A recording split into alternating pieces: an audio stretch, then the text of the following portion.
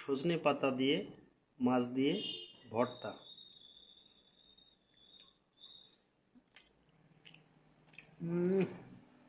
সেই স্বাদ সজনে। রান্নার প্রশংসা শুনতে কার না ভালো লাগে। কেউ যদি বলে আপনার রান্নাটা অনেক মজা হয়েছে, তাহলে কিন্তু অনেক ভালো লাগে বন্ধুরা। আশা করি আপনারা ভালো আছেন, আমিও ভালো আছি। আজ আমি রান্না করতে চলেছি সজনে পাতার ভর্তা রুই মাছের লেজ দিয়ে।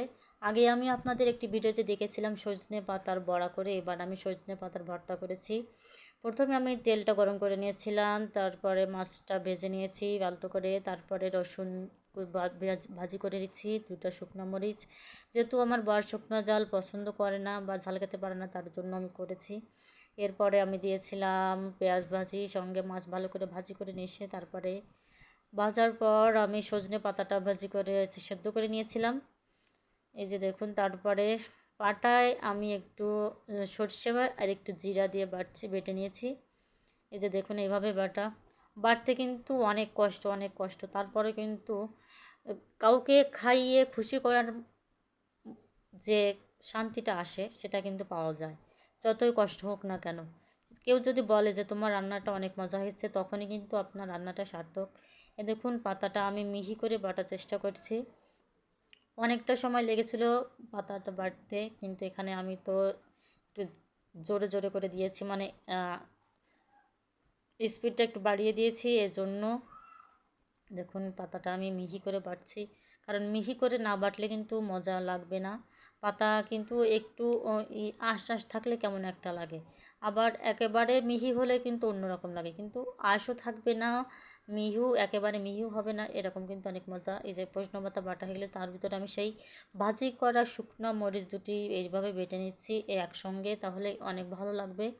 তারপরে এই যে সেই মাছ, তারপরে পেঁয়াজ ভাজি, রসুন ভাজি, এটা কিন্তু আপনার সজনে পাতা ভর্তার স্বাদটা আরও বাড়িয়ে দেবে। যেভাবে আমি সুন্দর করে আস্তে আলতো করে ভালো করে বেটে নিচ্ছি। এখানে রুই মাছের লেজ ব্যবহার করেছি আমি। যেহেতু রুই মাছের লেজ খেতে ভালো লাগে না, লেজ কিন্তু অনেকের পছন্দ অনেকের পছন্দ না, আমার কিন্তু একেবারেই লেজ পছন্দ না, কিন্তু মাঝে মাঝে খেতে হয়, না খেলে হয় না, তখনই খাই, তাই ছাড়া আমি খাই না। আসলে আমি কাটার অনেক ভয় পাই। আমার আসলে আমি এরকমই, যে পাঙ্গাস মাছ খেতে গেলেও আমার কাঁটা ফুটে যায়। এই জন্য আমি লেজটা একটু অ্যাভয়েড করি। লেজটা প্রায় দাদার পাতে দেই, কিন্তু তারপরে মাঝে মাঝে লেজ এভাবে ভর্তা করি। সজনে পাতা কিন্তু খুবই খুবই খুবই উপকারী। ক্যালসিয়ামের ঘাটতি তো পূরণ করবে, আছে আরও নানাবিধ আছে ভিটামিন, যেগুলো আমার এখন মনে নাই, আমি এটুকু জন্য বলতে পারছি না, কিন্তু এটুকু মনে আছে যে এটা আপনার ক্যালসিয়ামের ঘাটতি পূরণ করবে, আপনার হাড়কে মজবুত করবে, শরীরটা ভালো রাখে। আর ভর্তা যে কোনো ভর্তাই কিন্তু অনেক মজা। তারপরে সজনে পাতা ভর্তা, এই যে দেখুন আমার বাটা হয়ে গেছে। এবার আমি লবণ দিয়ে দিচ্ছি বাটাতে, লবণ সঙ্গে একটু হলুদ অ্যাড করে দিলাম কালারটা আসার জন্য। এবার যে পেঁয়াজ ভাজিটা, এবার সর্ষের তেল, এই যে দেখুন কি সুন্দর করে আমি এভাবে বেটে নিয়েছি। এই যে বাটার পরে যে আমি মাখিয়ে নিচ্ছি, ব্যাস আমার সজনে পাতার মাখা শেষ। আশা করি ভিডিওটি আপনাদের ভালো লেগেছে। যদি ভালো লেগে থাকে তাহলে আমার ভিডিওটিকে অবশ্যই লাইক কমেন্ট শেয়ার করে দিবেন। আপনাদের অনেক ধন্যবাদ আমার ভিডিওটি দেখার জন্য।